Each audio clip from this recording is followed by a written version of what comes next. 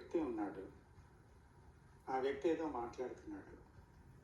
మాట్లాడుతుండేటప్పుడు ఆ వ్యక్తి యొక్క హావభావాలను బట్టి, ఆయన వ్యక్తీకరణను బట్టి మనము ఇది తప్పని, ఇది రైట్ అని, అయితే ఇలాగెందుకు మాట్లాడుతున్నాడు, అలాగెందుకు మాట్లాడుతున్నాడు అని రకరకాలుగా ఒక అభిప్రాయాలతో ఆ వ్యక్తి యొక్క మాటల్ని వింటాం, ఆ వ్యక్తిని చూస్తాం. అయితే ఆ వ్యక్తి ఎందుకు అలా మాట్లాడుతున్నాడో ఆ వ్యక్తికి మాత్రమే తెలుసు.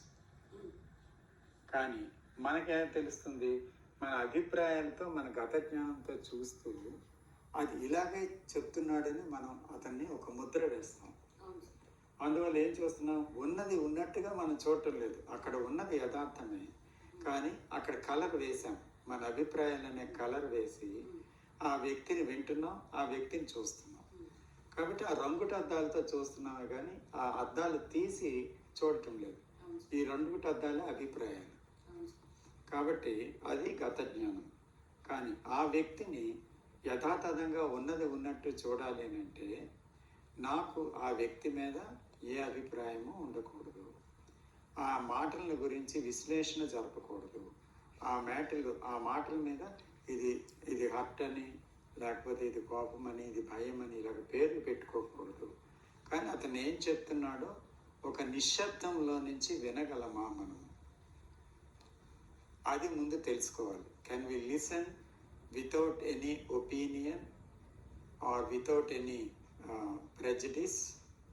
ప్రెజడిస్ అంటే ముందుగా మనం ఏర్పరచుకున్న అభిప్రాయం లేదు, ఏది లేకుండా జస్ట్ ఆ వ్యక్తి ఏం మాట్లాడుతున్నాడు అనేది అది కేవలం వినగలమా?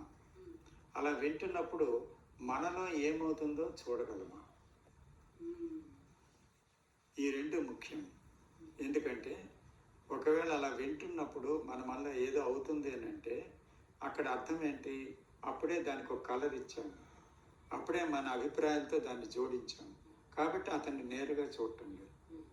కాబట్టి మన మీద మనకున్న అభిప్రాయాలు, ఆయన మీద మనకున్న అభిప్రాయాలు రెండూ తీసి మనం వినగలిగి చూడగలిగితే అప్పుడు ఉన్నది ఉన్నట్టు నేరుగా చూడగలం.